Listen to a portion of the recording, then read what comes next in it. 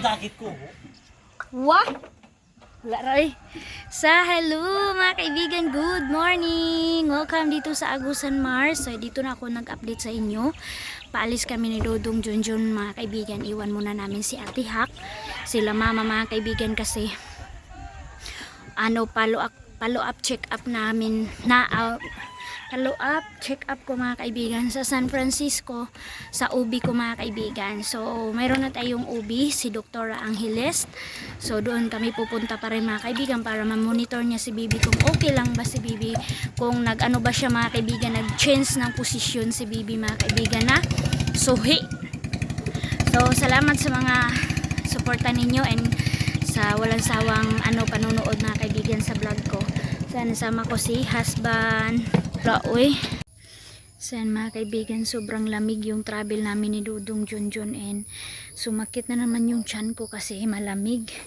So naka-jacket naman ako pero parang manipis yung dress ko. Ito lang ulit yung sinuot ko mga kaibigan and sinuot ko yung bigay ni Ate Maninay na sapatos. Kasi malamig yung travel and naligo ako kanina. Kaya sumakit yung tiyan natin mga kaibigan. So I hope okay lang si baby. Tapos nabinat pa bilar ako mga kaibigan and medyo stress talaga ako sa kakabuhat kay Tio mga kaibigan. Kasi nga baby pa siya. Kailangan pa niya ng sa kanya. Mag-alsa-alsa sa kanya mga kaibigan. So kaya ganun siya. Basta gusto niya mga kaibigan, magpakugos ba? Pugos yun. And then binawala nila ako kasi bababa daw yung baby. So sana strong si baby mga kaibigan. Excited na kami lahat, nalalabas siya. And lalong lalo na si King si Suy mga kaibigan. So dito na kami. Ayan. Dito kami, meron kasi kaming bao-bao na papakyawin papuntang San Franz. Siya lang yung nakakaalam kasi para hindi na kami mag-double ride, baba, sakay. Kasi mga kaibigan, na talaga ako kapag yung tiyan ko. Sumasakit yung tiyan ko and then hindi din ako sa mga sasakyan. Nagsusuka talaga ako mga kaibigan, kaya ito lang yung makakaya ko, ang bao-bao. Dito na kami San Marcos, alas 7 na po and hindi pa kami nag-breakfast. Doon na lang kami mga kaibigan San Franz pagdating namin. So hello mga kaibigan, nakabalik na kami dito na kami San Franz and dito kami kumain kung saan kami kumain mga kaibigan kasi iba talaga tayo mga Pinoy mga kaibigan kung saan yung pinagkakatiwalaan natin na kalendarya. So dito talaga bumalik kami dito sa tapos na kami kumain eh, nakatulog talaga ako mga kaibigan sa sakyan kasi kapag nandun mga kaibigan si Tio ayaw talaga lalong lalo na kapag natutulog ako, gusto niya gising lang ako mga kaibigan. So pagkatapos namin kumain, papunta na kami kasi ang oras is 7:45 na siguro ngayon mga kaibigan. So maaga kami kasi marami pa kaming kailangan gawin para sa pa-birthday ni Tio and Suy mga kaibigan. Anuhin ko muna yung pera ko kung kakasya siya mga kaibigan kasi maliit lang naman yung happiness ng mga kids. Kahit cake lang yun, masaya na. Ayan na, dito na kami. Back to check up na naman tayo.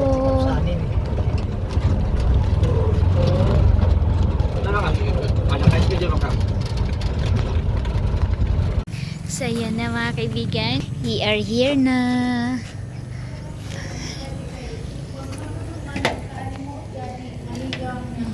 So we are here na mga kaibigan. So nag-explanation pa sila and kasi mayroong bago siguro. So we are here na. So alas 9 na pala kami nakarating. Sobrang tagal ng travel namin.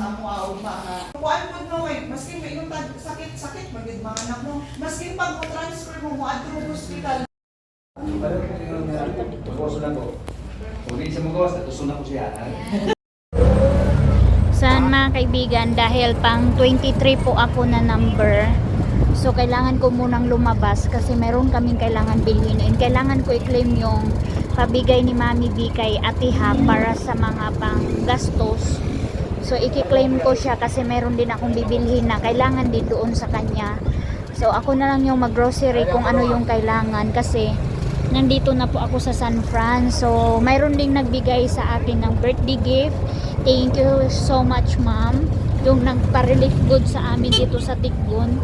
So, i-claim ko din siya mga kaibigan kasi meron din akong kailangan bilhin na importante doon sa bahay na magagamit ko and matagal ko siya makikita na gift from mom. Kaya, ayan, lumabas kami ni Lulong Junjun. So, nag-alala kami mga kaibigan, meron na naman kaming pagsubok na yung si Soy Soy ni Ate Hak mga kaibigan, nag-ano siya ba?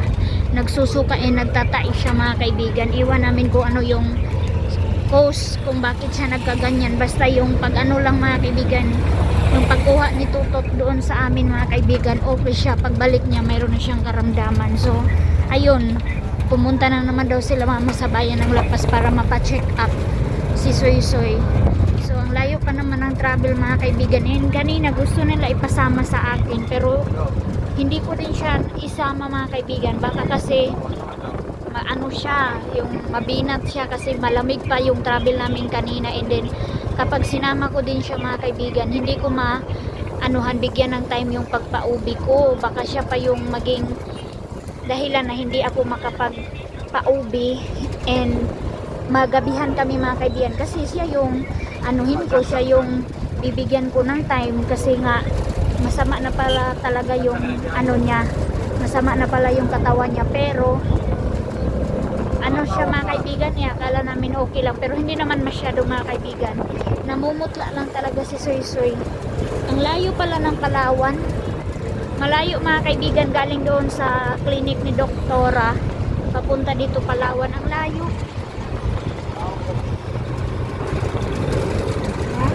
Napakainit pa naman ngayon. Kaaso?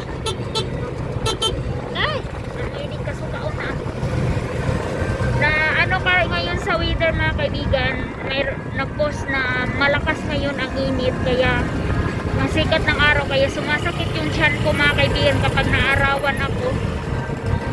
Sabi ko kanina sa pag question sa akin sa mga assistant ni Doktora, sabi niya kumusta daw ang pakiramdam ko. Sinabi ko sa kanya na stress po ako kasi kulang ako sa tulog and then sumasakit yung tiyan ko. Pero sabi niya kumusta daw ang baby, sa gumagalaw pa daw. Sabi ko nako, grabe ang galaw, ang likot. Sabi niya okay, mas maganda yan na malikot siya.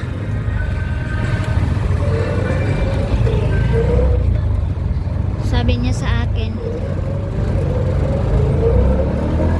So dito kami magki-claim mga kaibigan.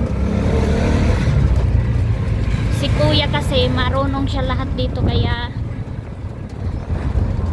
sana ayo pedirian na ta para isan. So yan mga kaibigan, dito na ako sa loob ng Palawan. So reclaim ko na siya mga kaibigan. Saan mga kaibigan, dahil dito sa akin si Tio at saka si dahil lang dito sa akin si Tio mga kaibigan, kailangan ko mag grocery na naman kasi wala na silang pampers doon.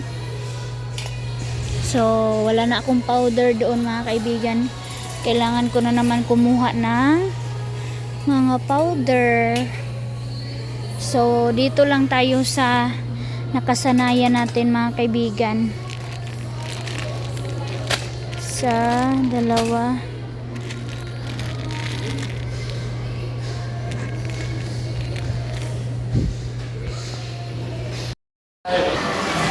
So yan mga kaibigan, nakabalik na naman kami dito sa Gaisano.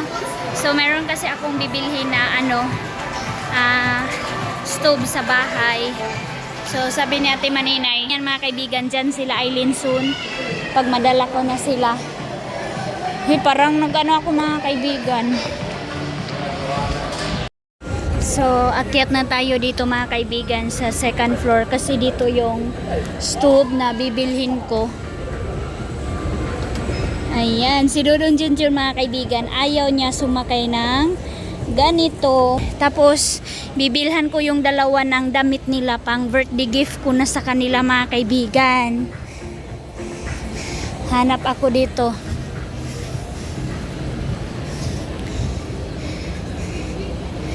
Ng ano nila, soy damit na susuotin nila sa birthday nila mga kaibigan. 50 tag 199. Mahal dito mga kaibigan ang mga damit. May dress dere oh. Ang ganda ng dress.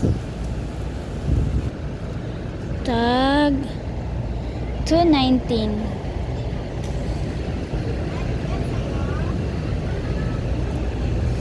200. Saan ba yung pang kids oy?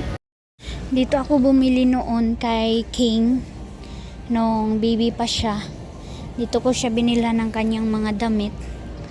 So dito parang mayroon dito mga kaibigan na kasya ni Suy at saka ni ano ito oh, kasya to ni Tio. How much is this? Tag 239. 239 siya mga kaibigan. Pero maganda na. Ito oh. Ang cute. Mahal siguro nito mga kaibigan. Tag 359 oh. Pero chadas siya.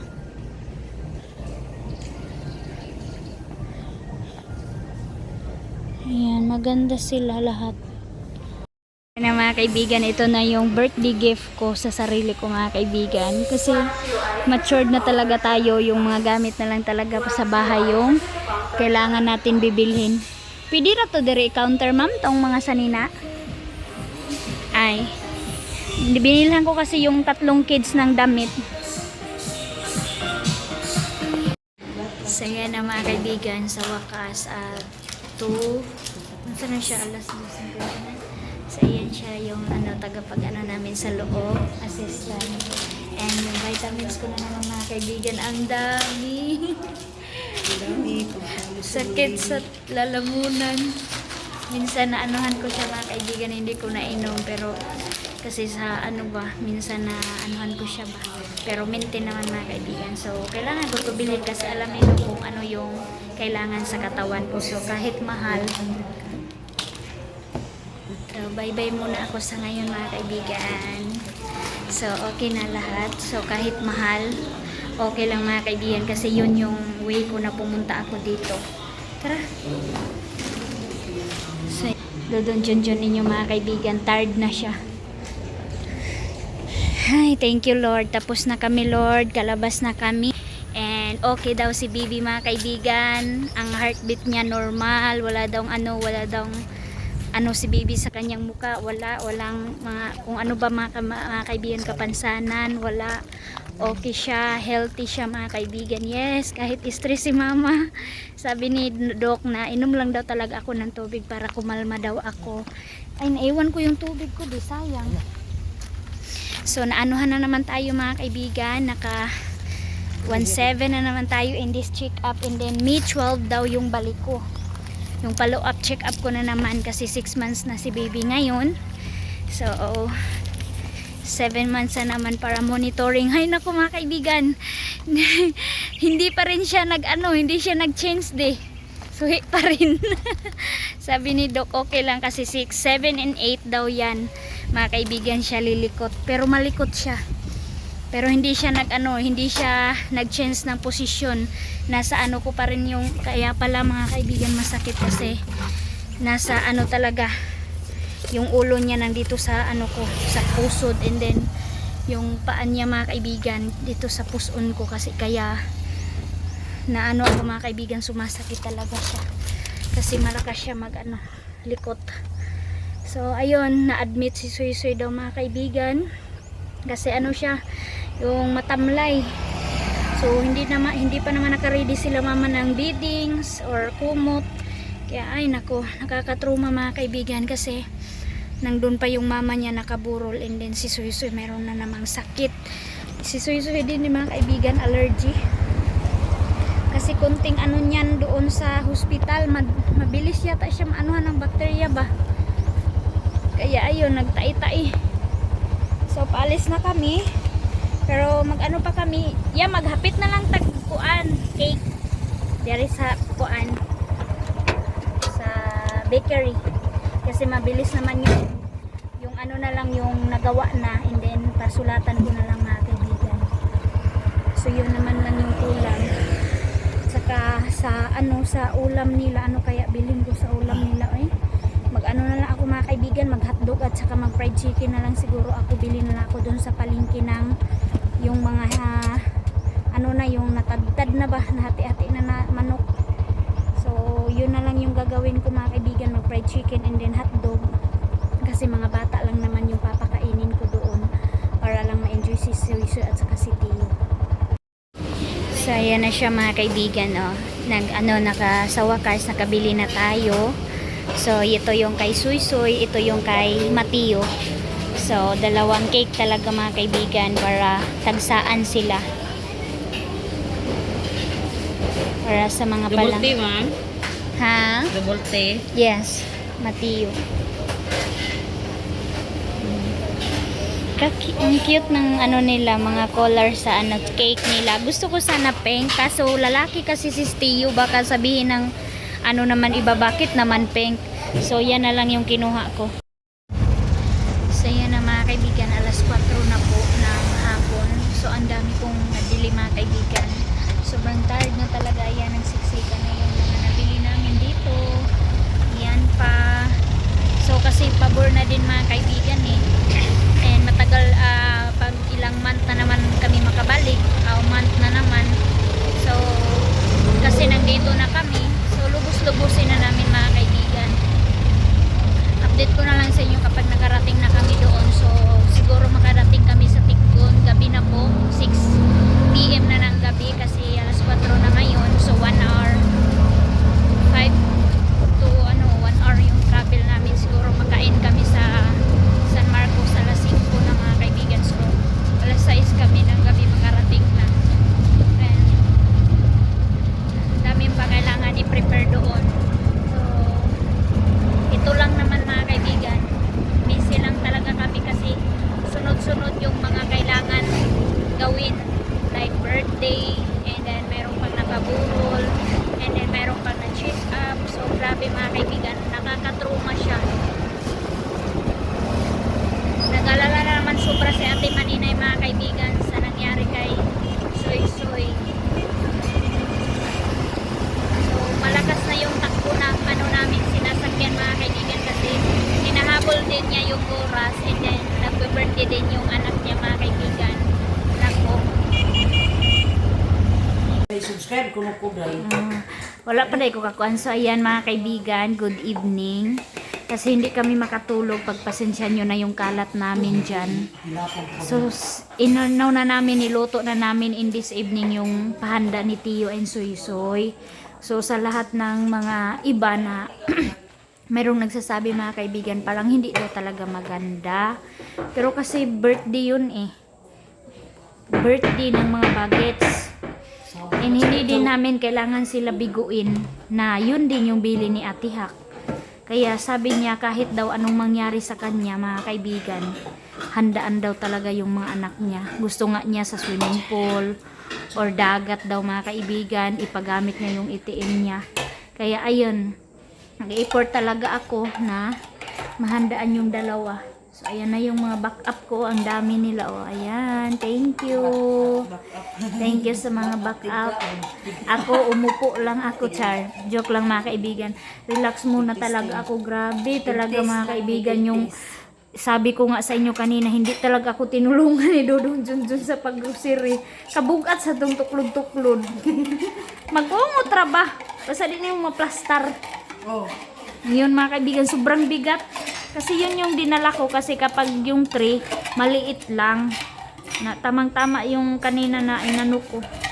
So ayan sila. Okay na yung mango float. trinabaho ko na mga kaibigan, ako yung nagtrabaho. Cheese. And then, Oret. ako pang gipa, mayonnaise. Aduh, abi yung kay na atong dapat. Tama na. Ayo ba? So ito yung ganap mga kaibigan, kahit mayroong problema, dapat hindi itigil yung kasiyahan. Hindi natin iano yung mga bata sa dili idamay ba? Ano sa Tagalog? Hindi natin igaya sa atin na mga parents or mga ate kuya na nasasad tayo kasi sila wala pa silang alam eh.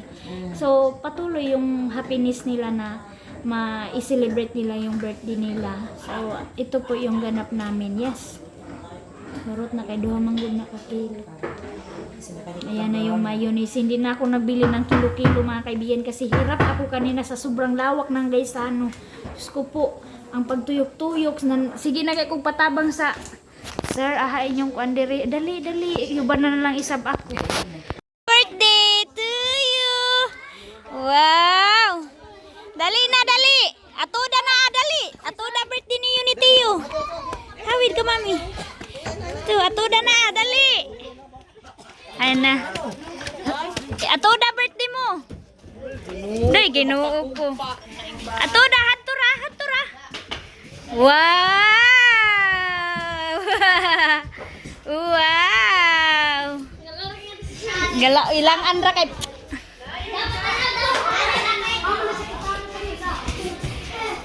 Ayan na. Baskog na.